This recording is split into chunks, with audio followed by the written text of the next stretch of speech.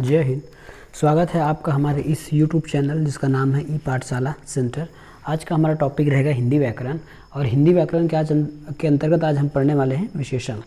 इससे पहले वीडियो हमने संज्ञा है, सर्वनाम है, कारक, वचन, इस सब की वीडियो हमने अपने इस चैनल पर अपलोड कर दिए हैं। यदि आपने उस वीडियो को नहीं देखा है तो वो पहले देख लीजिए, क्योंकि हर वीडियो एक दूसरे से रिलेटेड रहता है, ठीक है। और यदि आप हमारे इस चैनल पर नए हैं तो अभी सब्सक्राइब मत कीजिएगा, पहले पूरा वीडियो देख लीजिए। यदि वीडियो आपको अच्छा लगे तो सब्सक्राइब कीजिएगा, ठीक है। तो आज का हमारा टॉपिक है विशेषण। आज इसी टॉपिक पर बात करेंगे। विशेषण का मतलब क्या होता है? देखिए, विशेषण का मतलब होता है किसी चीज़ की विशेषता बताना, ठीक है।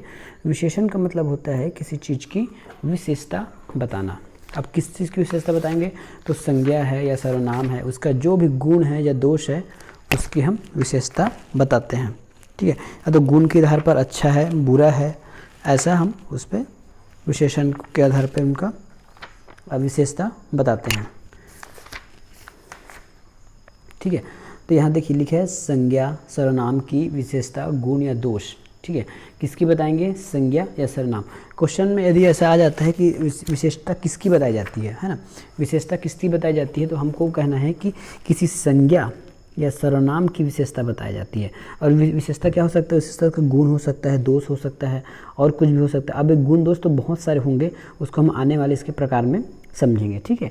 तो इसको बोलते हैं विशेषण। आपको इस टॉपिक से क्वेश्चन कैसे पूछा जा सकता है? इसमें टॉपिक में आपको एक वाक्य दिया जाएगा और उस वाक्य में किसी संज्ञा का नाम देके पूछा जाएगा कि इसमें कौन सा विशेषण है या फिर इसमें विशेष कौन है। तो चलिए समझते हैं कि विशेषण क्या होता है। विशेषण का मतलब समझ जाए कि ऐसे शब्द जो किसी चीज़ की विशेषता बताता है, ठीक है। और विशेष क्या होगा? जिसकी विशेषता बताई जा रही है, ठीक है, जिसकी विशेषता बताई जा रही है। या फिर विशेष मतलब होता है संज्ञा या सर्वनाम, ठीक है।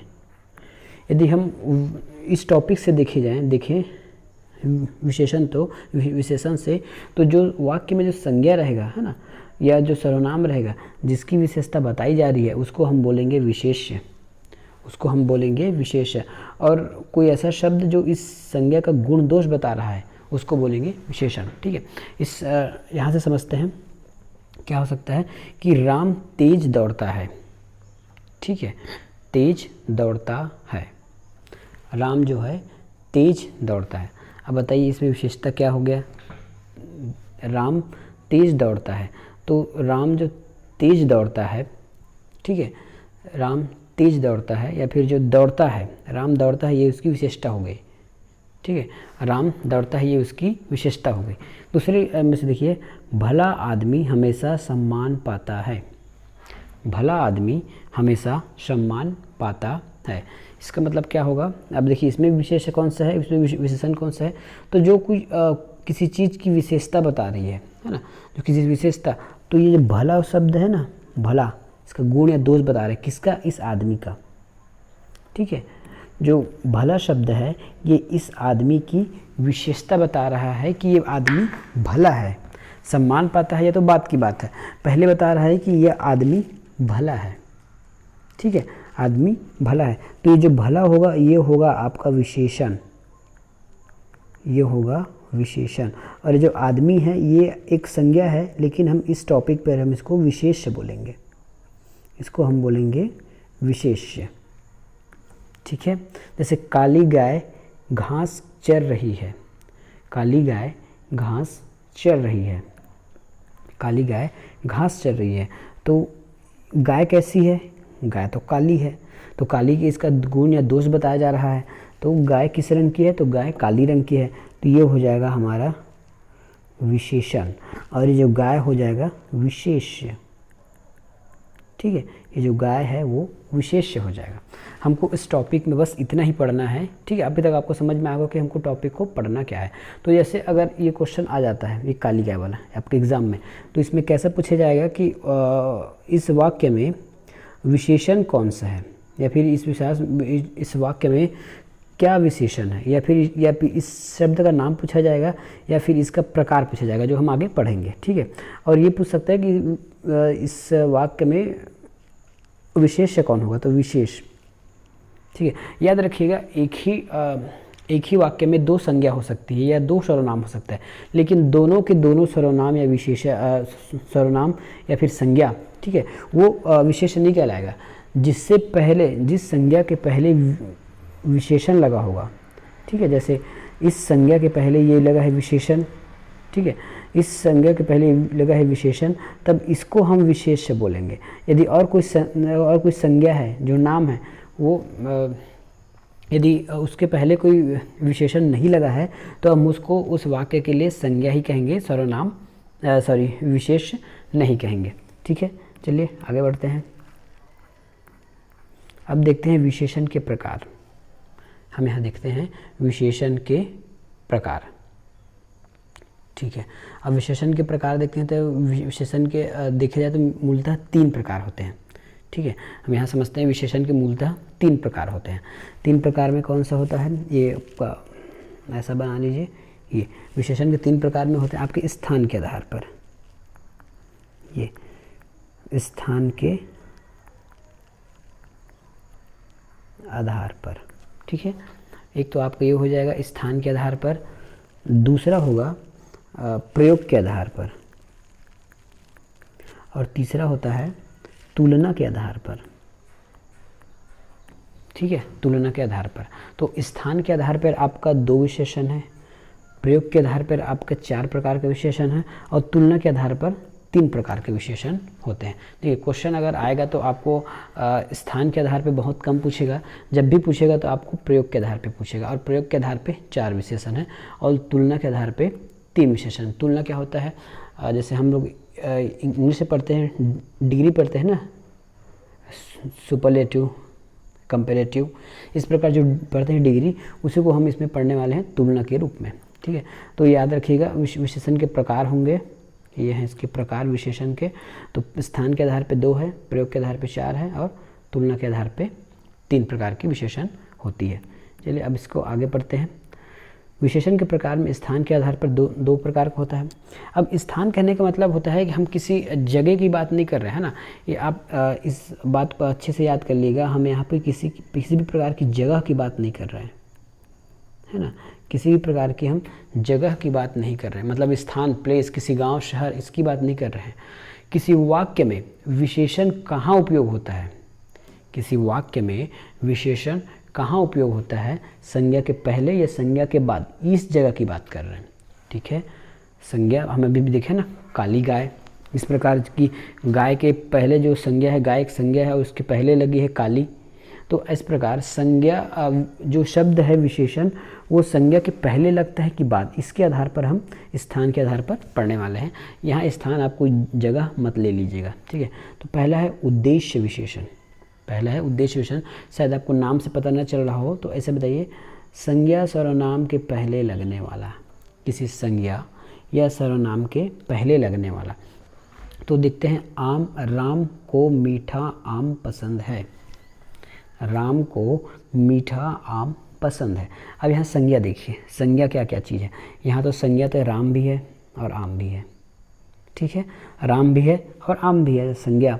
तो यहाँ अब ये देखना है कि हमारे यदि हमको इसमें ये देखना है कि विशेषण कहाँ पे है, तो विशेषण है मीठा, मीठा। ठीक है, इस राम के पहले तो कुछ लगा नहीं है, तो हम इसको कुछ नहीं समझेंगे फिलहाल। तो ये आम हो गया और ये मीठा हो गया। तो हमने क्या पढ़ा है, संज्ञा सर्वनाम के पहले लगने वाला। तो ये आम है, आम एक संज्ञा है और मीठा एक विशेषण है। आम एक संज्ञा है और मीठा एक विशेषण है, तो ये हो गया उद्देश्य विशेषण। देखिए, पिछले टॉपिक में मैंने बताया था कि यदि एक ही वाक्य में दो ठो संज्ञा आ जाए तो हम दोनों को विशेष्य नहीं बोलेंगे। ठीक है, तो देखिए यहाँ 2 ठो संज्ञा है, राम और आम, तो ये तो हो जाएगा विशेषण। ठीक है, ये तो हो जाएगा आपका विशेषण। अब बताना है कि इस दोनों संज्ञा में विशेष्य कौन है, तो इस दोनों संज्ञा में विशेष्य है आम, ये है विशेष्य। ठीक है, ये है विशेष्य, और इसको हम संज्ञा ही बोलेंगे या फिर इसको कर्ता बोलेंगे। पर विशेष्य की बात आएगी तो हम आम को ही विशेष्य बोलेंगे। क्यों? क्योंकि इस आम की विशेषता बताई जा रही है, ना कि राम की। ठीक है, आम की विशेषता बताई जा रही है, ना कि आम की, इसलिए ये हो जाएगा विशेषण, ये हो जाएगा विशेष। मीठा हो जाएगा विशेषण, आम हो जाएगा विशेष। ठीक है, समझ आया। संज्ञा सर्वनाम के पहले लगने वाला शब्द या विशेषण तो हम उसको उद्देश्य विशेषण कहते हैं। जैसे राम को मीठा आम पसंद है, ये संज्ञा पहले संज्ञा है और संज्ञा के पहले विशेषण लगा। इसी प्रकार दूसरा देखिए विधेय विशेषण। विधेय विशेषण संज्ञा सर्वनाम या विशेष्य के बाद लगने वाला, या संज्ञा या सर्वनाम या विशेष्य, पता चल गया विशेष्य क्या है, जिसकी विशेषता बताई जाती है। तो संज्ञा सर्वनाम के बाद लगने वाला, यहाँ पे पहले लगा था आम, अब यहाँ देखिए वह आदमी चालाक है, वह आदमी चालाक है। यहाँ पे संज्ञा क्या चीज़ है, तो संज्ञा ये है आदमी, और यहाँ पे विशेषण बाद में लग रहा है। ठीक है, यहाँ देखिए आप अंतर करते हुए पढ़िएंगे तो जल्दी याद हो जाएगा। यहाँ पे संज्ञा आम था, यहाँ पे आदमी है, यहाँ आम के पहले विशेषण है, यहाँ आदमी के बाद विशेषण है, तो इसको बोलेंगे विधेय विशेषण। ठीक है, इसको बोलेंगे विधेय विशेषण। उसके बाद उसी प्रकार है आम मीठे हैं। आम जो है कैसे हैं, आम मीठे हैं। देखिए आम यहाँ लिखा था, आम यहाँ भी लिखा है, यहाँ इसके पहले था इसके बाद है, तो ये होगा विधेय विशेषण।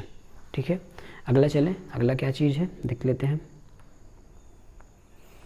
अब देखिए प्रयोग के आधार पर कितने प्रकार के विशेषण हैं। ठीक है, प्रयोग के आधार पर कितने प्रकार के विशेषण हैं। तो प्रयोग के आधार पर आपके 4 विशेषण होते हैं। पहला गुणवाचक विशेषण, दूसरा है संख्यावाचक, तीसरा है परिणामवाचक, चौथा है सार्वनामिक विशेषण। बाकी तो इसके प्रकार हैं। ठीक है, बाकी तो इसके प्रकार हैं। तो प्रयोग के आधार पे 4 प्रकार की विशेषण पाई जाती है। अब इसका एक एक समझ लीजिए। गुणवाचक विशेषण जो किसी का गुण बताता है, आगे इसको और पढ़ेंगे इसको परिभाषा के माध्यम से। दूसरा होता है संख्यावाचक विशेषण जो किसी की संख्या बताता है। अब इस संख्या को भी बांटा गया है 3 भाग में। कोई भी संख्या एक निश्चित संख्या हो सकती है, अनिश्चित हो सकती है और अपूर्णांक हो सकती है। दूसरा है परिणामवाचक, चौथा है सार्वनामिक विशेषण। इसको छोटा कर देते हैं इस प्रकार ऐसा, तो ये सब एक साथ दिखने लग जाएगा। ठीक है, ये देखिए प्रयोग के आधार पे 1 2 3 4। ठीक है, ये 2 है। अब संख्यावाचक में निश्चित होगा, अनिश्चित होगा, अपूर्णांक होगा। यदि कोई संख्या निश्चित है तो क्या हो सकता है, वो उसको हम गिन सकते हैं, उसको क्रम में लगा सकते हैं, आवृत्ति बार बार आ जाएगा, ये समुदाय में होगा या फिर प्रत्येकवाचक होगा। ठीक है, परिणामवाचक के भेद क्या हो सकते हैं, तो अनिश्चितवाचक और अनिश्चित परिणाम, निश्चित परिणाम और अनिश्चित परिणाम, और यह है सार्वनामिक विशेषण। ठीक है, ये चार्ट आपको याद रखना है। इस प्रकार के विशेषण आपको यहीं से टॉपिक से याद हो जाएगा। जैसे ही अभी मैं पढ़ाऊंगा पूरे विशेषण को, तो आपको धीरे धीरे सारा विशेषण इसी चार्ट के माध्यम से याद होने लग जाएगा। चलिए आगे चलते हैं। पहला है गुणवाचक विशेषण। पहला है गुणवाचक विशेषण। तो गुणवाचक विशेषण क्या होता है, ये देखिए। वस्तु के आकार, रंग, दोष, गुण, अवस्था, स्वभाव, स्थिति, दशा, दिशा, स्पर्श, इन सब के बारे में यदि कोई शब्द, कोई विशेषण हमको जानकारी देता है। वस्तु के आकार, रंग, दोष, यहाँ वस्तु लिखे हैं और वस्तु आप यहाँ पे चाहें तो संज्ञा भी लिख सकते हैं। ठीक है, संज्ञा। तो वस्तु के आकार, गुण, दोष, अवस्था, स्वभाव, स्थिति, दशा, दिशा, स्पर्श, इस प्रकार की कोई अगर विशेषता बताता है किसी चीज़ का, तो होता है इसका गुणवाचक, मतलब उसका गुण बता रहा है। और इसमें कुछ शब्द क्या हो सकते हैं, तो ये हो सकता है अच्छा शब्द हो सकता है, बुरा, सुंदर, पीला, लाल,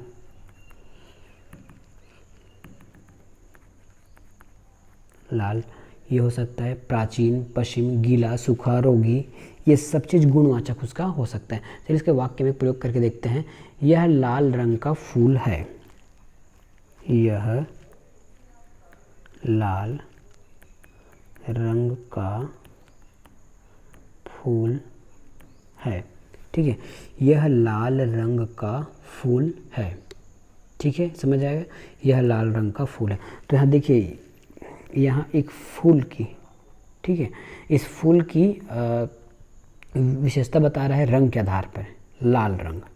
ठीक है, इस फूल की विशेषता बता रही है यह इस कॉलम में, इस वाक्य में इस लाल रंग से लाल रंग इस फूल का गुण बता रहा है, तो इसका हो गया इसका गुणवाचक। दोष भी बता सकता था कि यह फूल अच्छा नहीं है, यह फूल बुरा है, यह फूल खराब है, ठीक है, यह फूल खुशबूदार है, बदबूदार है, ऐसा भी हो सकता था, ठीक है। तो ये होगा आपका गुणवाचक विशेषण। अगला देखते हैं संख्यावाचक विशेषण। अगला होगा संख्यावाचक विशेषण। जो विशेषण अपने विशेष्यों की मतलब अपने संज्ञाओं की निश्चित या अनिश्चित संख्या का बोध कराता है, निश्चित या अनिश्चित संख्या का बोध कराता है, उसको हम बोलते हैं संख्यावाचक सर्वनाम, सॉरी संख्यावाचक विशेषण। संज्ञा सर्वनाम की संख्या का बोध कराता है, संख्या। अब ये संख्या कितने प्रकार की होती है, तो ये पहला तो होता है निश्चित, पहला होता है निश्चित संख्यावाचक, पहला होता है निश्चित संख्यावाचक। अब उस निश्चित संख्यावाचक में कोई निश्चित होगा, उसको आप क्या कर सकते हो, गुण, उसकी गिनती कर सकते हो, क्रम में लगा सकते हो और आवृत्तिवाचक लगा सकते हो। अब इसका एक एक का उदाहरण देते हैं। पहला होगा आपका निश्चित वाचक के अंतर्गत गणनवाचक। निश्चित मतलब उसकी गिनती निश्चित है, वो आधा अधूरा नहीं है। तो जैसे निश्चित में क्या होगा, 4 बच्चे खेल रहे हैं। देखिए 4 बच्चे खेल रहे हैं, यहाँ इस 4 बच्चे को आप गिन सकते हैं, ये इन जो 4 बच्चे को आप गिन सकते हैं, ये है हमारा गणनवाचक का उदाहरण। इन जो 4 बच्चे हैं उसको आप आराम से गिन सकते हो, तो ये होगा हमारा गणनवाचक का सर्वनाम, ठीक है। दूसरी बात, अब इसको क्रमवाचक भी बोलेंगे। अब इसको क्रमवाचक का उदाहरण क्या होगा, क्रमवाचक का उदाहरण क्या होगा, रमेश कक्षा में प्रथम स्थान प्राप्त किया, ठीक है, या फिर रमेश का कक्षा में प्रथम स्थान है, रमेश का कक्षा में प्रथम स्थान है। ये क्रम जैसे आप पाते हो ना, जब भी आप भी फर्स्ट सेकंड थर्ड जो भी आते हैं फर्क किसी भी एग्ज़ाम में, तो ये होता है कि आप प्रथम लिख सकते हैं, द्वितीय तृतीय चतुर्थ जो भी है, तो ये क्रम से जमा रहा है। जैसे लिखते हैं ना, पहला दूसरा तीसरा चौथा पांचवा छठवा सातवां, इस प्रकार इसको आप क्रम से लगाएंगे तो हो जाएगा क्रमवाचक विशेषण। तो इसमें क्रमवाचक विशेषण क्या हो गया, प्रथम, इसमें क्रमवाचक विशेषण प्रथम हो जाएगा। दूसरी बात लगते हैं आवृत्तिवाचक। आवृत्ति मतलब किसी भी चीज़ की बार बार उसको रिपीटिशन करना, किसी भी चीज़ को बार बार रिपीट करना हमारा आवृत्तिवाचक होता है। तो आवृत्तिवाचक में क्या होगा कि आवृत्तिवाचक में दीवार को गिरने में 4 गुना बल लगेगा, दीवार को गिराने में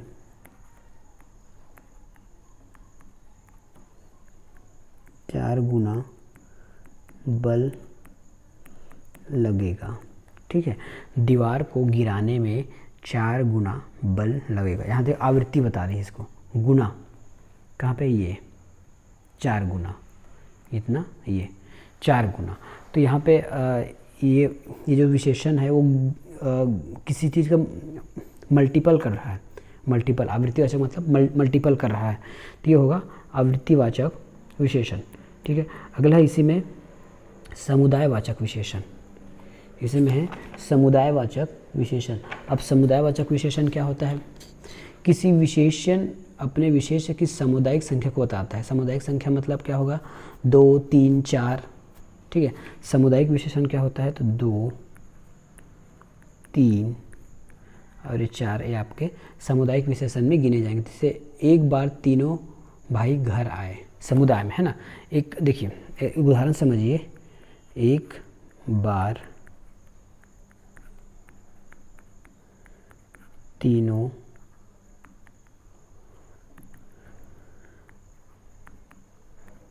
भाई घर आए, ठीक है। एक बार तीनों भाई घर आए, तो इसमें एक समुदाय मिल रहा है, मतलब तीनों एक साथ आए हैं। समुदाय से सब समझिए, समुदाय मतलब होता है ग्रुप, ठीक है। तो ये तीनों भाई का ग्रुप घर आए, इसमें ग्रुप की बात हो रही है, ठीक है। तो तीनों भाई घर आए, या इसमें लिख सकते थे दोनों भाई आए या फिर चारों भाई आए। तो ये ग्रुप में बता रहा है, समुदाय का मतलब होता है ग्रुप, ठीक है। और इसी में एक और है प्रत्ययवाचक। प्रत्ययवाचक का मतलब समझ जाइए, प्रत्ययवाचक क्या होता है, जो विशेषण अपने विशेष्य की हर एक प्रत्येक संख्या के बारे में बताता है। हर एक प्रत्येक संख्या के बारे में बताता है, वो होता है प्रत्येकवाचक संख्या। इसकी पहचान क्या हो सकती है? तो इसकी पहचान हो सकती है हर एक, ये पहले तो होगा प्रत्येक शब्द लिख सकते हैं, हर एक लिख सकते हैं, हर एक, ठीक है, हर एक या हर दो, हर तीन, हर एक, हर दो या फिर हर तीन, ठीक है। तो ये प्रत्येक, जैसे बोलते हैं ना, प्रत्येक व्यक्ति को आना है, हर एक व्यक्ति को आना है, हर दो व्यक्ति को आना है, इस प्रकार है प्रत्येकवाचक संख्या। तो इसके भी प्रकार है। तो इसके प्रकार है अनिश्चित संख्यात्मक, जिसका जो हम प्रत्येकवाचक गिन रहे हैं उसका कोई निश्चित नहीं है, गिनती निश्चित नहीं होती, गिनती जो है वो निश्चित नहीं होती। तो निश्चित में क्या होगा, देखिए एक उदाहरण ले रहा हूँ मैं अनिश्चित के लिए। तो ये हो गया 8वीं कक्षा में अधिक विद्यार्थी हैं, 8वीं कक्षा में अधिक विद्यार्थी है, ठीक है, 8वीं कक्षा में अधिक विद्यार्थी है।